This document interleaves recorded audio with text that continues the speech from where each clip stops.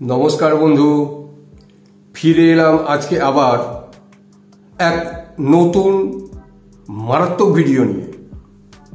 হ্যাঁ বন্ধু, আপনাদের ভালোবাসা, আপনাদের সহযোগিতা, আপনাদের লাইক কমেন্ট আমাকে দারুণভাবে উদ্বুদ্ধ করে নতুন নতুন ভিডিও আপনাদের সামনে উপস্থাপনা করার জন্য। হ্যাঁ বন্ধু, বিশ্বাস করুন, সত্যি আমি যেটা ভেবেছিলাম যে আমার ইউটিউব পরিবার, সেই ইউটিউব পরিবারে আপনারা প্রত্যেকটা সদস্য যেভাবে আমাকে অনুপ্রেরণা দিচ্ছেন, আমি চাইছি যে আমার এই ছোট্ট চ্যানেল ডক্টর MK রয় হোমিওপ্যাথির মাধ্যমে প্রত্যেকটা মানুষ অন্তত হোমিওপ্যাথি সম্পর্কে একটা সম্যক ধারণা তৈরি করুক, এটাই আমার বাসনা। বন্ধু আসুন, আজ এক দারুণ ইম্পর্টেন্ট ভিডিও নিয়ে আসতে চলেছি। ভিডিওটা সম্পূর্ণ স্কিন রিলেটেড, চামড়ার সঙ্গে সম্পর্কিত। এই ভিডিওতে আমি আপনাদেরকে এক মূল্যবান মানুষের জীবনের এক হেজিটেটিং ডিজিজ, যেটা নিয়ে মানুষের আত্মপ্রত্যয় কমে যায়, মানুষ সমাজে ঘৃণিত হয়ে থাকে, মানুষকে পরিবারে একদম সাপ্রেস হয়ে থাকতে হয়, ঘৃণার পাত্র হয়ে থাকতে হয়, সমাজে সে পরিচয় দিতে পারে না যে আমি এই রোগের রোগী। আপনারা অবশ্যই বুঝতে পারছেন যে কি রোগ নিয়ে আজ আমি আলোচনা করতে চলেছি। হ্যাঁ বন্ধু, যে রোগ নিয়ে আজ আমি আলোচনা করব সেই রোগের নাম হচ্ছে সোরিয়াসিস। PSORIASIS, psoriasis. দারুণ এক ক্রিটিক্যাল, জঘন্য, হেজিটেটিং বলতে পারেন একটা ডিজিজ। মানুষ আত্মপ্রত্যয় হারিয়ে ফেলে, মানুষ মানুষের কাছে যেতে হারিয়ে ফেলে, পরিবারের লোকজন তাকে ঘৃণা করতে শুরু করে, তারা ভাবে হয়তো এখান থেকে আবার আমিও আক্রান্ত হয়ে পড়ব, তাই না? তো সেই রকম এক ইনকিউরেবল, অ্যালোপ্যাথিতে ইনকিউরেবল ডিজিজ, যার সম্পর্কে আজকে আলোচনা করতে চলেছি। রোগের নাম সোরিয়াসিস, চামড়া সংক্রান্ত রোগ। তাহলে আগে বলে নিই যে সোরিয়াসিস রোগটা কি। বন্ধু, সোরিয়াসিস একটা চামড়ার রোগ, যেটাকে আমরা বলি auto immune disease. Auto immune disease. তাহলে অটো ইমিউন ডিজিজ কি? অটো ইমিউন ডিজিজ হচ্ছে যে, দেখুন আপনারা প্রত্যেকেই জানেন যে আমাদের শরীরের মধ্যে শরীরকে রক্ষা করার জন্য ভগবান প্রদত্ত বা প্রকৃতি প্রদত্ত একটা সিস্টেম রয়েছে, যাকে আমরা বলি ইমিউনিটি সিস্টেম বা রোগ প্রতিরোধের পদ্ধতি বা রোগ প্রতিরোধের পাওয়ার বা ক্ষমতা, ইমিউনিটি পাওয়ার। তো এই ইমিউনিটি পাওয়ারের জন্য আমরা প্রকৃতির যত রোগ ভোগ আছে, পরিবেশ থেকে, প্রকৃতি থেকে, খাদ্য থেকে, বায়ু থেকে, বাতাস, জল থেকে, যে কোনো জায়গা থেকে, কন্টামিনেশনের মাধ্যমে, স্পর্শের মাধ্যমে, তাই না, ড্রপলেটের মাধ্যমে আমরা এগুলোকে গ্রহণ করি। এবং আমাদের যে প্রকৃতি প্রদত্ত যে ইমিউনিটি সিস্টেম আছে, সেই ইমিউনিটি সিস্টেম এগুলোকে দূর করে দেয়, অর্থাৎ আমাকে সজীব, সুন্দর, স্বাস্থ্যবান রাখতে সাহায্য করে। কিন্তু এই সোরিয়াসিস এমন এক রোগ, যে রোগের ক্ষেত্রে যে অটো ইমিউন সিস্টেম আছে, এই অটো ইমিউন সিস্টেমটাই ব্রেকডাউন হয়ে যায়। অটো ইমিউন সিস্টেমটা আমাদেরকে রক্ষা করার পরিবর্তে আমাদেরকে ধ্বংস করতে শুরু করে, ঠিক আছে না? অর্থাৎ এই ফ্রি র্যাডিক্যাল তৈরি করার পরিবর্তে যে হেলদি টিস্যু অ্যান্ড সেলস আছে, সেই হেলদি টিস্যু এবং সেলসগুলোকে আক্রমণ করে বসে। বোঝা গেছে? এটাকে বলা হয় অটো ইমিউন ডিজিজ। তাহলে আমাদের জানি যে সাধারণত 28 থেকে 30 দিন পর পর আমাদের যে চামড়ার লেয়ার আছে, সেই চামড়ার অনেকগুলো লেয়ার আছে। একদম উপরের যে লেয়ার, তাকে আমরা বলি ডার্মিস, ঠিক তার নিচের লেয়ারকে বলা এপিডার্মিস। এরকম করে পর লেয়ার আছে। এবং প্রতি 28 থেকে 30 দিন অন্তর অন্তর একদম তলার লেয়ার ডেভেলপ হতে হতে, বৃদ্ধি পেতে পেতে, পুষ্টি পেতে পেতে একদম উপরের লেয়ারে চলে আসে, যাকে আমরা বলি ডার্মিস লেয়ার। আর ডার্মিস লেয়ারে যেগুলো ছিল, সেগুলো ডেড সেল, সেগুলো আমাদের শরীর থেকে নিষ্কাশিত হয়ে যায় বা আমরা নিষ্কাশন করে দিই স্ক্রাবার টাবার, সাবান, গামছা ইত্যাদি ইত্যাদির মাধ্যমে। বুঝতে পেরেছি? তাহলে স্কিনের নর্মাল গ্রোথ 28 থেকে 30 দিনের মধ্যে হয়ে থাকে। এটা হচ্ছে নর্মাল গ্রোথ। কিন্তু অটো ইমিউন ডিজিজ বা সোরিয়াসিসের ক্ষেত্রে কি হয়? সোরিয়াসিসের ক্ষেত্রে এই যে 28 to 30 ডেজের যে সময়সীমা, যে সময়সীমাতে ধাপে ধাপে ধাপে ধাপে স্কিন ডেভেলপ হয়ে, পরিপুষ্ট হয়ে আমাদের ডার্মিস লেয়ারে চলে আসে, এইটা হতে পারে না। যেহেতু স্কিন সেলকে গিয়ে আক্রমণ করে, তার ফলে কি হয়, এর যে পূর্ণ ম্যাচুরেশন, সেই ম্যাচুরেশন 30 দিন বা 28 দিনের আগেই ম্যাচিওর হয়ে যায়, অর্থাৎ পূর্ণ ম্যাচিওরই হতে পারে না। সে কি করে, পরপর ধাপগুলোকে ক্রমান্বয়ে কভার না করতে পেরে একটা স্কেল বা আঁশের মতন হয়ে যায়। সেই আঁশটা একদম উপরে উঠে চলে আসে, যেখানে ডার্মিস লেয়ার আসার কথা, সুন্দর একটা স্কিন বা ত্বচা আসার কথা, সেইটা না এসে কি হয়, সেখানে একটা আনহেলদি স্কিন, যেটা পূর্ণতা প্রাপ্ত হয়নি অটো ইমিউনের জন্য, ঠিক আছে না, তো সেইগুলো চলে আসে। তো সাধারণত কি জন্য এটা হয়? সাধারণত আমাদের শরীরে টি সেল বলে এক ধরনের সেল আছে এবং WBC আছে, যাকে আমরা নিউট্রোফিল বলে চিনি। এই টি সেল এবং নিউট্রো গন্ডগোলের জন্য, এদের বজ্জাতির জন্য আমাদের শরীরের এই সোরিয়াসিস বা নর্মাল স্কিনের পরিবর্তে সিলভারি গ্রে বা সিলভারি হোয়াইট স্কিনের লেয়ার করতে শুরু করে, মাছের আঁশের মতন। বুঝতে পেরেছি? তাহলে এটা হচ্ছে সোরিয়াসিস কি, তার ব্যাখ্যা। তার মানে অটো ইমিউন ডিজিজ এটা একটা, ঠিক আছে, এবং একটি ঘৃণিত রোগ। এবার আসা যাক যে এই রোগটা হয় কেন, হোয়াট আর দ্য কজেস।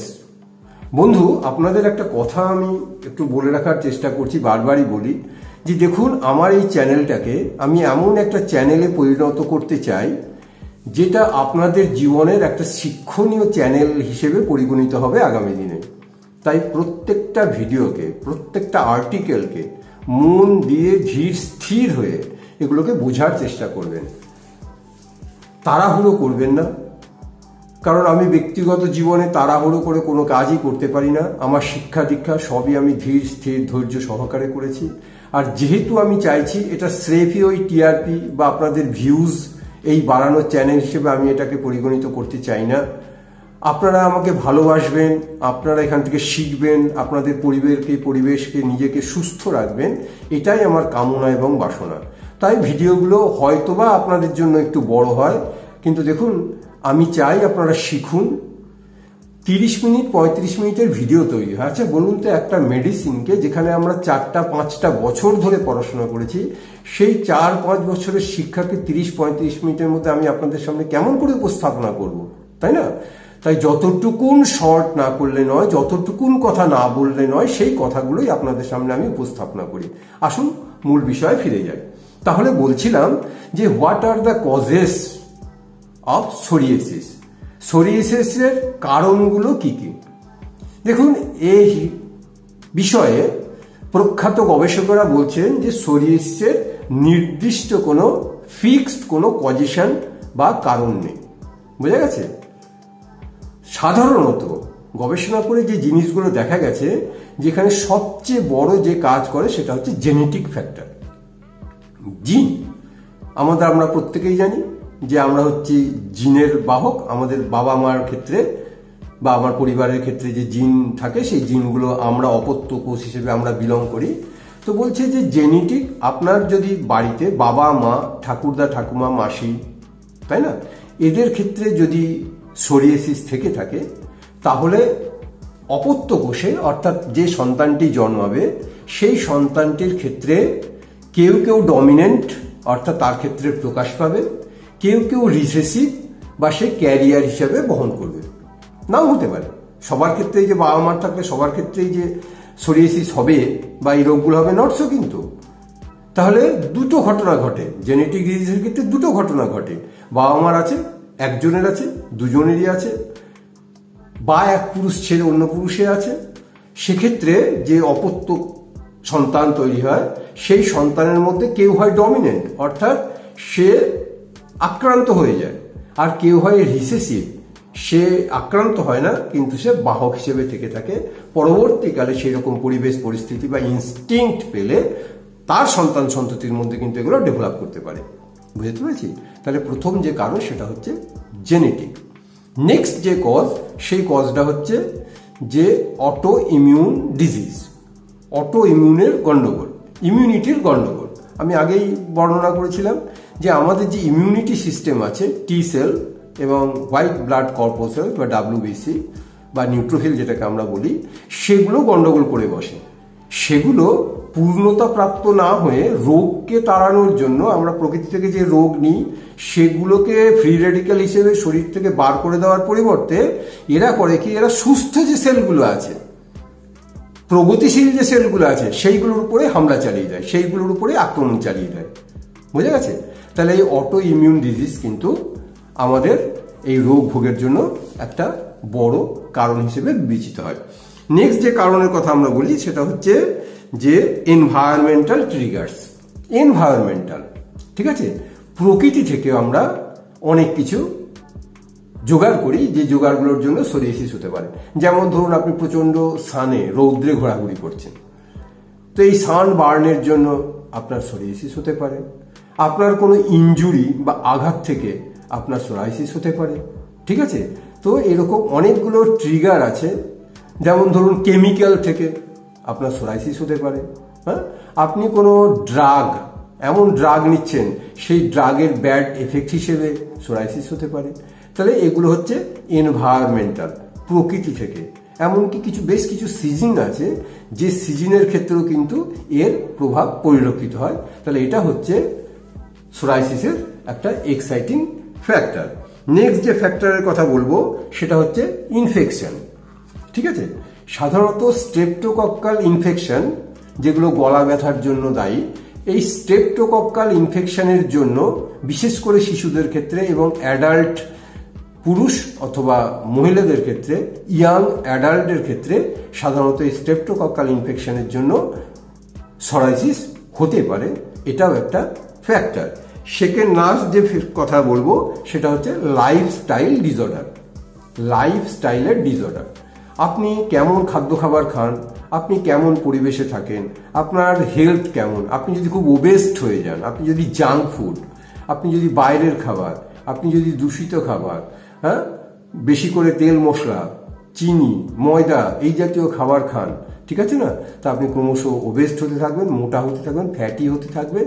এবং এই লাইফস্টাইলের ডিসঅর্ডারের জন্য আপনি যদি খুব স্ট্রেচ অ্যান্ড স্টেন নেন, খুব দুশ্চিন্তাগ্রস্ত আপনার জীবনযাত্রা, তাহলে এই স্ট্রেচ অ্যান্ড স্টেন এটাও কিন্তু সোরাইসিস হওয়ার কিন্তু একটা বড় কারণ হিসেবে বিবেচিত হয়ে থাকে। তাহলে লাইফস্টাইল, আপনি যত কাম অ্যান্ড কোয়াইট থাকবেন, যত সুন্দর আপনার ঘুম হবে, যত আপনি সূক্ষ্মতার বিচার করবেন, যত আপনি দেবদ্বিজে ব্রাহ্মণে ভক্তি করবেন, মেডিটেশন করবেন, মনকে শান্ত করতে পারবেন, তত কিন্তু আপনি সোরাইসিস থেকে বেঁচে যাবেন। এছাড়া আরও কিছু ঘটনা আছে, যেমন ধরুন অ্যালকোহল পান করা, প্রচুর পরিমাণে সিগারেট বিড়ি বা ধূম্রপান করা, এই ঘটনাগুলোও কিন্তু সোরাইসিসের পক্ষান্তরে এক ধরনের কজ হিসেবে বিবেচিত হয়। আশা করি আপনারা বুঝতে পেরেছেন যে আমি কোন কোন কারণগুলো বলেছি এই রোগের বৃদ্ধি পাওয়ার জন্য বা রোগের সৃষ্টি হওয়ার জন্য। বুঝতে পেরেছি? এবার আসুন কিছু common red patches in the skin, outer layer, ঠিক আছে না, স্কিনের যে আউটার লেয়ার আছে সেখানে লাল রঙের গোল গোল ছোপ ছোপ প্যাচ আমরা দেখতে পারি। সেটা দু রকম হতে পারে, স্কিন লেভেল থেকে এলিভেটেডও হতে পারে, উঁচুতে হতে পারে, আবার স্কিন লেভেলের সঙ্গে মিশেও থাকতে পারে। সেটা আঁশযুক্ত হতে পারে, আঁশবিহীনও হতে পারে। সেটাতে ব্যথা থাকতেও পারে, ব্যথা নাও থাকতে পারে। সেখানে যা বার্নিং বা জ্বালা থাকতে পারে, এখানে জ্বালা নাও থাকতে পারে। কিছু কিছু সোরাইসিসে আঁশ হতে পারে, কিছু কিছু সোরাইসিসে বিন্দু বিন্দু বিন্দু বিন্দু হতে পারে, জলের ফোঁটার মতো, আঁশ নাও হতে পারে, ঠিক আছে না। কোনো কোনো সোরাইসিসে পুঁজ হতে পারে, কোনো কোনো সোরাইসিসে পুঁজ নাও হতে পারে। সেটা হচ্ছে ড্রাই ক্র্যাকড স্কিন। এমন এমন কিছু জায়গা আছে, যেমন ধরুন এই কুনুয়ের পেছনে আপনার হয়েছে, তাহলে এই চামড়াগুলোতে যেহেতু টান টান পড়ে, এখানে শুষ্ক ড্রাই হয়ে গিয়ে ফেটে গেল, ঠিক আছে না। আপনার হাঁটুর উপরে হয়েছে, এগুলোতে যেহেতু ফোল্ড হয়, শুষ্ক হয়ে গেছে, শুষ্ক হয়ে গিয়ে ফেটে যেতে পারে। তাহলে রেড প্যাচ হতে পারে, আবার ড্রাই ক্র্যাকড স্কিনও হতে পারে। আর কি আছে? আর আছে ইচিং, বার্নিং সেন্সেশন, আমি আগেই বলেছি। এছাড়া কি আছে? থিকেন্ড হয়ে যায়, হ্যাঁ, জায়গাটা খুব থিকেন্ড হয়ে, যেমন ধরুন নখের মধ্যে হয়েছে, তাহলে কি হবে? নখের গোড়াগুলো খুব থিকেন্ড হয়ে যাবে, মোটা হয়ে যাবে, পুরু হয়ে যাবে, পাফড হয়ে যাবে, তাই না। চিপড়ে বসে যেতে পারে, নখগুলো ডিফর্ম হয়ে যেতে পারে, নখগুলোর কালার চেঞ্জ হয়ে যেতে পারে। এইসব জিনিসগুলো কিন্তু নখের ক্ষেত্রে ঘটে থাকে। আর কি আছে, জয়েন্টস। এই সোরিয়াসিস কিন্তু কখনো কখনো যখন কমপ্লিকেটেড হয়ে যায় তখন সোরিয়েটিক আর্থ্রাইটিস বা সোরিক আর্থ্রাইটিস ডেভেলপ করে। ঠিক আছে না, খুব কমপ্লিকেটেড কিন্তু এটা সাধারণত হয় না, সোরিয়াসিস কোনো কমপ্লিকেশন তৈরি করে না, কিন্তু যদি ম্যাল ট্রিটেড হয় অথবা দীর্ঘদিন ধরে যদি আমরা ট্রিটমেন্ট না করি তাহলে সোরিয়াসিস থেকে কিন্তু সোরিক আর্থ্রাইটিস হতে পারে, গাউট হতে পারে, যেগুলো খুবই বেদনাদায়ক, কষ্টদায়ক। ঠিক আছে, আর কি হতে পারে, আর হতে পারে স্কেলিং স্পট। আগেই বললাম প্যাচ তৈরি হয়েছে, সেখানে আঁশ পড়ে যাচ্ছে, দুদিন অন্তর অন্তর আঁশ পড়ছে, সেগুলো হচ্ছে সিলভারি হোয়াইট হতে পারে, সিলভারি গ্রে হতে পারে, আবার হলুদ বর্ণের হতে পারে, তার নিচে পুঁজ থাকতে পারে, পুঁজে নাও থাকতে পারে। ঠিক আছে, সাধারণত স্কেলিং স্পট ছোট ছোট ছোট ছোট দানা দানা বিন্দু বিন্দু স্পট সাধারণত বাচ্চাদের ক্ষেত্রেই দেখা যায়, এবং সেগুলো দেখা যায় ঘাড়ে, তারপরে লিম্সে, হ্যাঁ, তারপরে হচ্ছে ধরুন বডিতে, হ্যাঁ, এইসব জায়গাগুলোতে কিন্তু মাথার তালুতে এই ছোট ছোট স্কেলি স্পটগুলো দেখা যায়। তাহলে মোটামুটি আমি সিমটমগুলো নিশ্চয়ই আপনাদের কাছে বোঝাতে পেরেছি। তাহলে এবার আমরা আসি যে কিছু হোমিওপ্যাথি মেডিসিনের কথায়। কেমন, আমি গোটা 5-6 হোমিওপ্যাথি মেডিসিনের কথা বলবো। যে মেডিসিন কটার কথা বলবো সেই মেডিসিন কিন্তু আপনার জীবনে অব্যর্থ রেজাল্ট দিতে পারে, অব্যর্থ রেজাল্ট দিতে পারে কিন্তু। তাই মন দিয়ে শুনুন। প্রত্যেকের কাছেই অনুরোধ করি বারবার যে আমার ভিডিওগুলো দেখার সময় অন্তত আপনি পেন পেন্সিল নিয়ে বসবেন। দেখুন বন্ধু, হোমিওপ্যাথি ওষুধকে যদি আপনি মুখস্থ করে ট্রিটমেন্ট করার চেষ্টা করবেন বা নিজের সঙ্গে মেলানোর চেষ্টা করবেন, জীবনে কোনোদিন সম্ভব হবে না, জীবনেও না। আমরাও শিখিনি। একটা ছোট্ট উদাহরণ নিন, ধরুন আপনি একটা মবে গেছেন, একটা মেলায় গেছেন, বা শিয়ালদা স্টেশনে গেছেন, বা হাওড়া স্টেশনে গেছেন, অনেক লোকের সমাগম। সেখানে আপনি একটা নির্দিষ্ট লোককে খুঁজছেন, নির্দিষ্ট লোককে খুঁজছেন, সেই লোকটির নাম ধরে নিন রাম, সেই লোকটি বা সেই বন্ধুটির নাম হচ্ছে রাম। এখন এই এত জনতার মাঝখানে, একটা সমাবেশের মাঝখানে, স্টেশনে হাজার হাজার লোকের মাঝখানে, মেলার মাঝখানে আপনি যদি রাম রাম রাম রাম বলে চিৎকার করেন, রামের কানে হয়তো আপনার আওয়াজ পৌঁছবে না, তাই রাম আপনাকে দেখাও দেবে না, রামের সঙ্গে আপনার সাক্ষাৎও হবে না। কিন্তু যদি রামের ক্রাইটেরিয়াটা আপনার জানা থাকে, রামের বডি অবয়বটা যদি আপনার জানা থাকে, কি রাম রোগা না মোটা, রাম লম্বা না বেঁটে, রামের চুল কালো না সাদা, রামের নাক কেমন টিকালো না ভোতা, রং ঠিক আছে না, অর্থাৎ আমি বলতে চাইছি যে রামের অ্যাজ এ হোল, তার অ্যাটিটিউড, তার যে দেহের অবয়ব, এই দেহের অবয়ব যদি আপনার জানা থেকে থাকে তাহলে কিন্তু খুব সহজে আপনি সেই জায়গাটায় সেই ব্যক্তিটির কাছে পৌঁছে যেতে পারবেন, এবং সেখানে কনফার্মেশনের জন্য আপনি হয়তো জিজ্ঞাসা করতে পারেন যে আপনার নাম বা তোমার নাম কি রাম ভাই? বুঝতে পেরেছি? ঠিক একইভাবে আপনি যদি হাজার হাজার সিমটমকে মেলার মতো হচ্ছে, মেলাটা হচ্ছে আমাদের এখানে সিমটম, সেই সিমটমের মাঝখান থেকে যদি আপনি আর্সেনিক ওষুধটাকে যদি খুঁজে বার করতে চান এই সোরাইসিসের জন্য, তাহলে কিন্তু আপনার জন্য খুব দুরূহ হয়ে যাবে। কিন্তু যদি আপনি আর্সেনিকের কিছু বিশেষ বিশেষ বৈশিষ্ট্য, যে বৈশিষ্ট্যগুলো সমস্ত রোগের ক্ষেত্রে কাজে লাগে, শুধুমাত্র সোরাইসিসের ক্ষেত্রে নয়, যে কোনো জায়গায় ওই বৈশিষ্ট্যগুলোকে যদি আপনি ফিট করে দেন, ক্যারেক্টারিস্টিক সিমটম আমরা যেগুলোকে বলি, তাহলে কিন্তু প্রত্যেকটা রোগই সুস্থ হতে পারে। অর্থাৎ আপনি ওই ভিড়ের মধ্যে রামকে লোকেট করতে পারবেন, রামের কাছে পৌঁছে যেতে পারবেন। এখানেও ঠিক তাই, আপনি যদি ওই সিমটমগুলো, ওই চারিত্রিক বৈশিষ্ট্যগুলো যদি জেনে যান, তাহলে আপনি যে কোনো রোগের ক্ষেত্রে ওই ভিড়ের মধ্য থেকে ঠিক ডিজিজ ডায়াগনোসিস করে আর্সেনিককেই আপনি প্রয়োগ করতে পারবেন। বুঝতে পেরেছি? তাহলে আসুন আজকে যে হোমিওপ্যাথি ওষুধগুলো নিয়ে আলোচনা করব সেটা হচ্ছে তার চারিত্রিক বৈশিষ্ট্য, অর্থাৎ খুঁজে দেখার জন্য নিয়মাবলী। কাউকে কোনো ওষুধকে একটা রোগের সঙ্গে ম্যাচ করানোর জন্য খুঁজে দেখার জন্য যে নিয়মাবলী বা ক্যারেক্টারিস্টিক সিমটম বা চরিত্রগত বা লক্ষণগত সিমটম, সেই কটা কথা আগে বলি। প্রথমেই আমি যে ওষুধের কথা বলবো সেটা হচ্ছে আর্সেনিকাম অ্যালবাম। আর্সেনিক একটা মারাত্মক ওষুধ কিন্তু, ঠিক আছে না? আপনারা অনেকেই নাম শুনেছেন। তো আর্সেনিক এমন এক ওষুধ যে চারিত্রিক বৈশিষ্ট্যগুলো যে কোনো রোগের জন্য আপনি ফিট করতে পারবেন। প্রথম কি আছে, আর্সেনিকের পেশেন্টের জল তৃষ্ণা খুব, আনকুয়েঞ্চেবল থ্রাস্ট, খাওয়ার পরেও যেন তৃষ্ণা মেটে না, কিন্তু এই পেশেন্ট কিন্তু একবারে অনেক জল খায় না, জল তৃষ্ণা প্রচুর, জল অনেক খায়, কিন্তু খুব ঘন ঘন বারে বারে জল খায়। এটা কিন্তু আর্সেনিকের পেশেন্টের একটা বিরাট বড় বৈশিষ্ট্য। সেকেন্ড বৈশিষ্ট্য, আপনি যদি কাউকে আর্সেনিক দিতে চান আর সেই পেশেন্ট যদি বলে আমি গরমে থাকতে পারছি না, আমি ছটফট করছি, আমার না শরীরে প্রচন্ড গরম, এসি ছাড়া থাকতে পারি না, খোলা বাতাস ছাড়া থাকতে পারি না, পাখার হাওয়া ছাড়া থাকতে পারি না, স্নান ছাড়া থাকতে পারি না, এই পেশেন্টকে যদি বন্ধু আপনি আর্সেনিক দেবেন তো কোনো রকম কাজ হবে না। এটা আপনি ভালো করে বুঝে নিন। তাহলে আর্সেনিকের পেশেন্ট সবসময় হচ্ছে চিলি পেশেন্ট, শীতকাতুরে পেশেন্ট। দেখুন, তাহলে শুধু এইটুকুন কথা যদি আপনি মনে রাখেন কি ওর জল তৃষ্ণা খুব ঘন ঘন অল্প অল্প করে জল খায়, এই পেশেন্টের শীতের অনুভব খুব বেশি, ঠিক আছে না, খালি গায়ে থাকতে পারে না, সবসময়ের জন্য স্নান করলে থাকতে পারে না, সবসময়ের জন্য এসিতে থাকতে পারে না, সবসময়ের জন্য বাতাস বা খোলা বাতাসে থাকতে পারে না, একমাত্র হেডেক বা মাথার ব্যথা, ঠান্ডা জলে আরাম, এটা হচ্ছে আর্সেনিকের বিশেষ বৈশিষ্ট্য, ঠিক আছে না, আনকমন ক্যারেক্টারিস্টিক সিমটম। বুঝতে পেরেছি? সেটা আমরা পরে আলোচনা করবো মাথা ব্যথার সময়। তাহলে শীতকাতুরে পেশেন্ট কিন্তু এটা হচ্ছে 2 নম্বর সিমটম। 3 নম্বর পেশেন্ট কি আছে?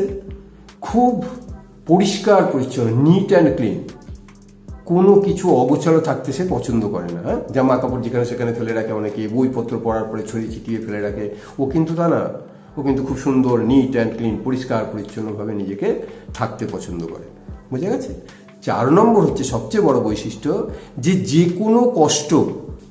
যে কোনো কষ্ট গরমে আরাম, ওয়ার্ম অ্যাপ্লিকেশন বা ওয়ার্মস ড্রিঙ্ক, হ্যাঁ, উষ্ণ পানীয়, উষ্ণ খাদ্য, উষ্ণ আবহাওয়া, উষ্ণ প্রয়োগ, গরম প্রয়োগ এই পেশেন্টের জন্য খুব আরামদায়ক। বুঝতে পেরেছি? তাহলে সোরিয়াসিসের ক্ষেত্রেও তাই। সোরিয়াসিসে যে জ্বালা যন্ত্রণা ব্যথা আছে, সেই জ্বালাতে যদি আপনি গরম প্রয়োগ করেন, তখন জ্বালাতে গরম প্রয়োগ, মাইনুটিট, জ্বালাতে যদি গরম প্রয়োগ করার পরে সে পেশেন্ট আরাম বোধ করে, আপনি চোখ কান বন্ধ করে আর্সেনিক দিন, আপনার এই মানে দুর্ভেদ্য রোগ, এই যে দুর্লভ রোগ, যে রোগকে আমরা সারাতে পারি না, সেই রোগও কিন্তু আপনার ওষুধে ভালো হয়ে যেতে পারে। এটা কিন্তু আর্সেনিকের একটা বিরাট ক্যারেক্টারিস্টিক সিমটম। বিছানার গরমে বাড়ে, রেনি সিজনে বাড়ে, কোল্ড ওয়েদারে বাড়ে, বর্ষা ঋতুতে বাড়ে, এগুলো কিন্তু আর্সেনিকের সিমটম। ঠিক আছে? আর্সেনিকের সিমটমের আর কি আছে? আর্সেনিকের পেশেন্টের উপরে লাল লাল চাকা চাকা দাগ তৈরি হয়, সেগুলো ফেটে যেতে পারে, রক্ত পড়তে পারে, প্রচণ্ড জ্বালা থাকে, প্রচণ্ড চুলকানি থাকে, যত চুলকায় তত বাড়ে, যত বেশি করে চুলকায় এই সোরাইসিসের প্যাচগুলো তত বেশি বাড়তে শুরু করে। ঠিক আছে? এই রকম যদি লক্ষণ আপনি দেখেন যে দুপুর 1টা থেকে 2টো এবং রাত্রিবেলা 12টা থেকে মধ্যরাত্রি অবধি, রাত 2টো অবধি, এই সময় এদের অ্যাগ্রাভেশন আছে, এগুলো যদি আপনি পেয়ে যান তাহলে আপনি তাকে চোখ বন্ধ করে আর্সেনিক দিন। আবার বলছি, ডোজের ক্ষেত্রে বা পোটেন্সির ক্ষেত্রে খুব লো পোটেন্সি অর্থাৎ 200 পোটেন্সি ব্যবহার করতে পারেন। একদম মাইনিউট ডোজে যতটা ওকে ভেঙে দেওয়া যায় ততটাই দেবেন, তা নাহলে হোমিওপ্যাথি অ্যাগ্রাভেশন হতে পারে ওষুধের জন্য। ওষুধ ঠিক হয়েছে, কিন্তু লার্জ ডোজের জন্য সেই পেশেন্টটি আরও বেশি কষ্ট পেতে পারে। তাই ওই মুখে খেলাম, 5টা দানা করে দিনে খেলাম, দিনে 3বার 4বার করে খেলাম, মুখের মধ্যে ডাইরেক্ট 2 ফোঁটা করে খেয়ে নিলাম, অন্যান্য প্রোগ্রাম দেখার ফলে এগুলো করবেন না। আপনার পেশেন্টকে খুব তাড়াতাড়ি নিখুঁতভাবে সুস্থ করতে গেলে 200 পোটেন্সি নিতে পারেন, রোগের তীব্রতা অনুযায়ী সেটাকে 1000 করতে পারেন। এটা নির্ভর করবে আপনার প্র্যাকটিসের উপর। সাধারণত 200% পোটেন্সি 1 কাপ জলের মধ্যে দিয়ে সেখান থেকে 10 বার নাড়িয়ে নিয়ে 1 চামচ যদি আপনি খান, করে 1 মাস 1.5 মাস 2 মাস অপেক্ষা করুন, দেখবেন পেশেন্ট আস্তে আস্তে ভালো থাকবে। আবার রিপিটের প্রয়োজন হতে পারে, আবার কেস চেকিং করে, থরলি সিমটম চেকিং করে আবার আপনি ওষুধ দেবেন। এবার নেক্সট যে ওষুধের কথা বলবো সেটা হচ্ছে গ্রাফাইটিস। ঠিক আছে? গ্রাফাইটিস খুব সুন্দর ওষুধ, সোরাইসিসের খুব সুন্দর ওষুধ। গ্রাফাইটিসকে চিনতে গেলে কি করতে হবে? ওই রামের মতন ক্যারেক্টারিস্টিক সিমটম। রামকে চেনার জন্য শুধু নাম জানলে হবে না, তাহলে গ্রাফাইটিস সোরিয়াসিসে কাজ করে এই জানলে কিন্তু বন্ধু আপনার হবে না। গ্রাফাইটিসকে চিন্তা করতে গেলে কি করতে হবে? গ্রাফাইটিসের পেশেন্ট হচ্ছে ওবেসড বা ফ্যাটি, মোটা সোটা। দেখে নিন, সাধারণত ফেয়ার কমপ্লেক্সন, অর্থাৎ একটু পরিষ্কার পরিচ্ছন্ন চেহারায় দেখতে, পরিষ্কার পরিষ্কার কেমন, সাধারণত মেটে মেটে রং, তামাটে রং, কালচে রঙের পেশেন্ট জেনারেলি গ্রাফাইটিস হয় না, হবেই না এমন কথা বলছি না, জেনারেলি হয় না। Fair complexion graphites. গ্রাফাইটিসের পেশেন্টের একটা কনস্টিপেশন বা কোষ্ঠকাঠিন্যের ধার থাকে, বুঝতে পেরেছি?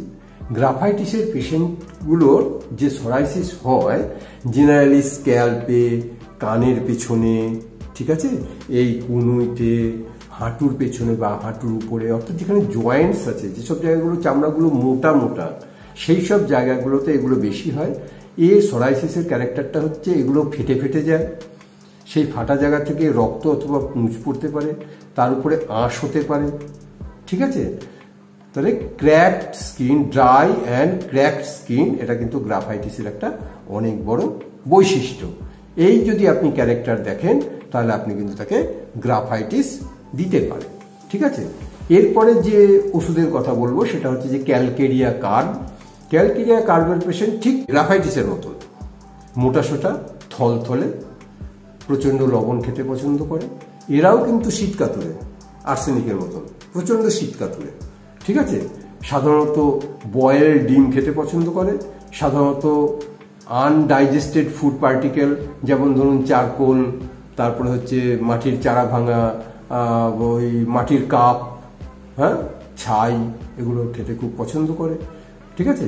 সাধারণত হেডে পার্সপিরেশন, প্রচণ্ড ঘাম হয়, পার্সপিরেশন হয়, সাধারণত কোষ্ঠকাঠিন্যের সমস্যা থেকে থাকে। এই রকম পেশেন্ট যদি আপনি পান তাহলে আপনি তাকে ক্যালকেরিয়া কার্ভ প্রয়োগ করবেন। দেখুন, ওই টেবিলের মতন চারটে পায়াকেই আপনাকে মেলাতে হবে এমন কিন্তু নয়। Totality of symptom does not mean the sum totality of the পেশেন্টের সার্বিক এ টু জেড সিমটম নিয়ে যদি আমি ওষুধের সঙ্গে মেলাতে চাই তাহলে বন্ধু আপনি কোনোদিনই সফলতায় পৌঁছতে পারবেন না। টেবিলের যেমন চারটে পায়া আছে, চারটে পায়াই প্রয়োজন, হ্যাঁ, তিনটে পায়াতে হবে না। কিন্তু হোমিওপ্যাথির ক্ষেত্রে যদি আপনি দুয়ে দুয়ে চার করতে চান সেক্ষেত্রে কিন্তু নাও হতে পারে, বুঝে গেছে? নেক্সট যে ওষুধের কথা আমরা বলবো সেটা হচ্ছে সালফার। সালফার আপনারা জানেন এটা হ্যানিম্যানের একটা অ্যান্টিসোরিক মেডিসিন, প্রচণ্ড দামি ওষুধ, প্রচণ্ড মূল্যবান ওষুধ। সালফারের সমস্ত লক্ষণগুলো জানেন ইনওয়ার্ডস টু আউটওয়ার্ড, যত ভিতরের রোগ ভোগ আছে, জ্বালা যন্ত্রণা ব্যথা আছে, সব বাইরে প্রকাশিত হয়ে পড়ে। এটা কিন্তু সালফারের একটা বিরাট বড় সিমটম, তাই না? তাহলে সালফারকে চিনব কেমন করে? মিষ্টি খেতে খুব পছন্দ করে, যে কোনো খাবারের স্বাদ ওর নোনতা লাগে, যে কোনো খাবার খায় যেন মনে হয় নোনতা নোনতা, ঠিক আছে? দুধ পছন্দ করে না, মিষ্টি ভীষণ পছন্দ করে, বুঝতে পেরেছি? চিলি পেশেন্ট, প্রচণ্ড নোংরা থাকতে পছন্দ করে, ফিল্ডি, হ্যাঁ, নোংরা। আবার কি আছে, আবার এই নোংরা থাকে, ছেঁড়া জামা কাপড় পরে, নোংরা থাকে, দাড়ি গোপ কাটায় না, দাঁত ফাত মাজে না, এরকম নোংরা পরিবেশে থাকে, নোংরা জামা কাপড় পরে, বহু বছরের জামা কাপড় পরতে ভালোবাসে, মনে মনে কিন্তু ভাবে আমি হচ্ছি রাজা। সে ভাবে মনে মনে আমি হচ্ছি জমিদার, আমি হচ্ছি রাজা, আমার মতন কেউ নেই, আমার মতন দেখতে কেউ নেই, আমার মতন পোশাক কারণ নেই, হ্যাঁ। সে পেশেন্ট কিন্তু নিজেকে রাজা বলে অনুভব করে। এটা কিন্তু একটা অনেক বড় মেন্টাল সিমটম। আর্সেনিকের পেশেন্টের সরাইসিসের ক্ষেত্রে প্রচণ্ড বার্নিং থাকবে, খুব জ্বালা, খুব চুলকানি, খুব ব্যথা, আঁশযুক্ত, চুলকানোর পরে ছিটে ছিটে ছিটে ছিটে রক্ত বেরিয়ে পড়ে, বুঝে গেছে? এরকম যদি আপনি পেশেন্ট পান তাহলে আপনি তাকে সালফার প্রয়োগ করবেন। দেখবেন ধীরে ধীরে, আবার বলছি, প্রতিটি ওষুধের ডোজের জন্য, পাওয়ারের জন্য বারবার যে কথা বলি যে আপনি আপনার মনোনীত ওষুধ সিলেকশন করুন, কোনো অসুবিধা নেই।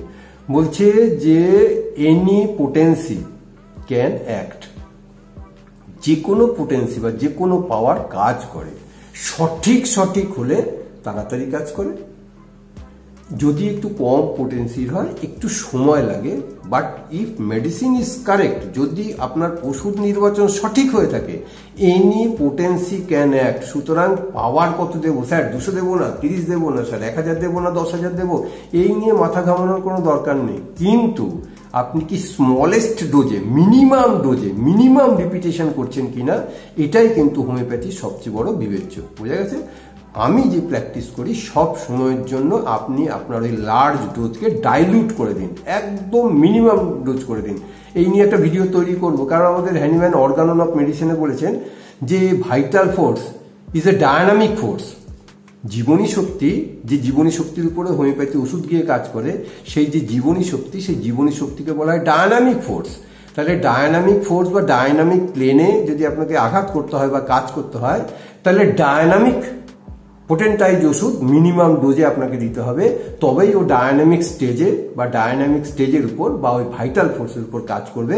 আদারওয়াইজ ভাইটাল ফোর্স বেশি যদি উদ্বুদ্ধ হয়ে যায়, তাহলে আর্টিফিশিয়াল মেডিসিনাল ডিজিজ তৈরি হয়। অর্থাৎ আপনার জ্বর যদি 102 থেকে থাকে, ওষুধ বেশি করে প্রয়োগ করার জন্য ওটা কিন্তু 103 হয়ে যাবে, তারপরে রোগটা কমবে, পেশেন্ট কষ্ট পাবে। যদিও হোমিওপ্যাথির নিয়ম হচ্ছে যে আপনি ওষুধ প্রয়োগের পরে এমন ওষুধ আপনাকে নির্বাচন করতে হবে যে কষ্ট রয়েছে সেটা হচ্ছে ন্যাচারাল ডিজিজ, আপনার হোমিওপ্যাথি ওষুধ গিয়ে আর্টিফিশিয়াল ডিজিজ তৈরি করবে, যেটা হবে ওর চেয়ে কিছুটা অন্তত বেশি, তবেই ওই ন্যাচারাল ডিজিজ চলে যাবে। আর্টিফিশিয়াল ডিজিজ যেহেতু আর্টিফিশিয়ালি তৈরি করা হয়েছে, ভাইটাল ফোর্স ওটাকে নিয়ে সে আস্তে আস্তে সুস্থ হয়ে যাবে। একটা কমপ্লিকেটেড হয়তো আপনাদের কাছে মনে হচ্ছে, আমরা আস্তে আস্তে এগুলোকে জেনে নেব। ঠিক আছে? তাহলে আমি সালফারের কথা বললাম, আর্সেনিকের কথা বললাম, আমি গ্রাফাইটিসের কথা বললাম, এবার আসি সিপিআর কথায়। সিপিআর পেশেন্ট খুব সুন্দর ওষুধ।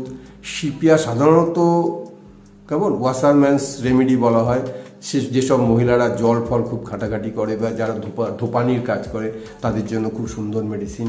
সিপিআর পেশেন্ট কিন্তু চিলি পেশেন্ট, হ্যাঁ, তো একটা মেনস্ট্রুয়াল প্রবলেম থেকে থাকে, এদের প্রচণ্ড আঁশযুক্ত সোরাইসিস দেখা যায়, সেখান থেকে রক্ত বেরোতে পারে, পুঁজ বেরোতে পারে। গ্রাফাইটিসে কিন্তু পুঁজ থাকে, আগেই বলে দিয়েছি, ঠিক আছে না? তো এইগুলো যদি আমরা পাই, তাহলে কিন্তু আমরা সেক্ষেত্রে সিপিআর কথাও প্রয়োগ করব। এছাড়া আছে থাইরয়েডিনাম, খুব ভালো ওষুধ। আপনারা অনেকেই হয়তো গয়টারের জন্য বা থাইরয়েডের জন্য থাইরয়েডিনাম খান। আমি বলছি বন্ধু, সোরিয়াসিসের জন্য থাইরয়েডিনাম একবার খেয়ে দেখবেন, সিমটম যদি সিমিলারিটি হয়। থাইরয়েডিনামের পেশেন্ট হচ্ছে মোটা হয়ে যেতে চায়, ঠিক আছে, গা হাত পায়ে প্রচণ্ড জ্বালা করে, যত চুলকায় তত চুলকানি বাড়তে শুরু করে, হ্যাঁ, এইসব লক্ষণ যদি আপনি পান, আপনি থাইরয়েডিনাম দেবেন। ডোজ অবশ্যই 30 অথবা 200-র মধ্যে রাখবেন। আর যদি আপনি ক্রুড ফর্মে দেন, তাহলে 1 থেকে 2 গ্রাম প্রতিদিন কন্টিনিউয়াসলি অন্তত 1 মাস, 1.5 মাস, 2 মাস ধরে খেতে থাকুন। দেখবেন যে আপনার সোরিয়াসিসের জ্বালা যন্ত্রণা ব্যথা কমে যাবে। সোরিয়াসিসের ক্ষেত্রে থাইরয়েডিনামের শীতকাতুরে খুব বুক ধরফর করে, খুব ভীতু, ঠিক আছে, জ্বালা যন্ত্রণা থাকে সোরিয়াসিসে। এইসব সিমটমগুলো কিন্তু আপনাকে একটু দেখে নিতে হবে। এছাড়াও যে ভালো ভালো ওষুধগুলো আছে, সেগুলো ওষুধের নামগুলো আপনাকে একটু বলে রাখি। সেটা হচ্ছে ন্যাট্রামিউর, সোরাইনাম, ক্যালিয়ার্স, ক্যালিব্রোম, এগুলো খুব সুন্দর সুন্দর মেডিসিন। বন্ধু, একটা ভিডিওতে তো এগুলো কম্পেয়ার করা যায় না, তো আশা করছি যে আগামী আর একটা পর্বতে সোরিয়াসিস নিয়ে আরও বিস্তারিত আলোচনা করব। তখন শুধু ওষুধ নিয়েই আলোচনা করব, কারণ এই কারণ, কজেশন, ফ্যাক্টর এগুলো করতে করতে অনেক সময় হয়ে যায়। তো যাই হোক, আশা করছি যে আপনারা কিছুটা হলেও হয়তো এটা বুঝতে পেরেছেন বা জানতে পেরেছেন বা শিখতে পেরেছেন। যদি এই ভিডিও ভালো লেগে থাকে, তাহলে প্রতিবারের মতন যেটা আপনার কাছ থেকে আশা করি, আমার নাম ডাক্তার মৃণালকান্তি রায়, ব্যারাকপুরে থাকি, উত্তর 24 পরগনা। ঠিক আছে? অনেকেই প্রশ্ন করেন যে স্যার আপনি কোথায় থাকেন, আপনার চেম্বার কোথায়? আমি উত্তর 24 পরগনা, কলকাতা থেকে 20 কিলোমিটার দূরে উত্তর 24 পরগনার ব্যারাকপুরে থাকি। আমার চ্যানেলের নাম ডক্টর MK রয় হোমিওপ্যাথ, একটা শিক্ষণীয় চ্যানেল। শুধু শেখানোর জন্যই আমার এই চ্যানেলের অবতারণা করা। আপনারা যদি শিখতে পারেন, আপনারা যদি এখান থেকে বিন্দুমাত্র জ্ঞান অর্জন করতে পারেন, হোমিওপ্যাথির প্রচার এবং প্রসার করতে পারেন বা করতে পারি, তাহলে নিজেকে ধন্য বলে মনে করব। যদি এই ভিডিওটা ভালো লেগে থাকে তাহলে ভিডিওটাকে বেশি বেশি করে শেয়ার করুন, বেশি বেশি করে লাইক করুন, কমেন্ট করুন। অবশ্যই কমেন্ট করবেন, কারণ আমি চাই এই চ্যানেলকে 1 নম্বর চ্যানেলে বানাতে। আর আমার এই ছোট্ট পরিবার ডক্টর MK রাও হোমিওপ্যাথে আপনি অবশ্যই সাবস্ক্রাইব করুন, আমার পরিবারের বন্ধু হন, আপনার সঙ্গে আমার আত্মিক বন্ধুত্ব তৈরি হোক, এই আশা এবং বাসনা এবং কামনা নিয়ে আজকের জন্য শেষ করছি। খুব শীঘ্রই আসবো এরকম একটা অতি গুরুত্বপূর্ণ ভিডিও নিয়ে। তাহলে বন্দে মাতরম, ভারত মাতার জয়। নিজের শরীরে নজর রাখুন, পরিবারের শরীরের দিকে নজর রাখুন, সমাজের পরিবারের দিকে নজর রাখুন। শুভরাত্রি।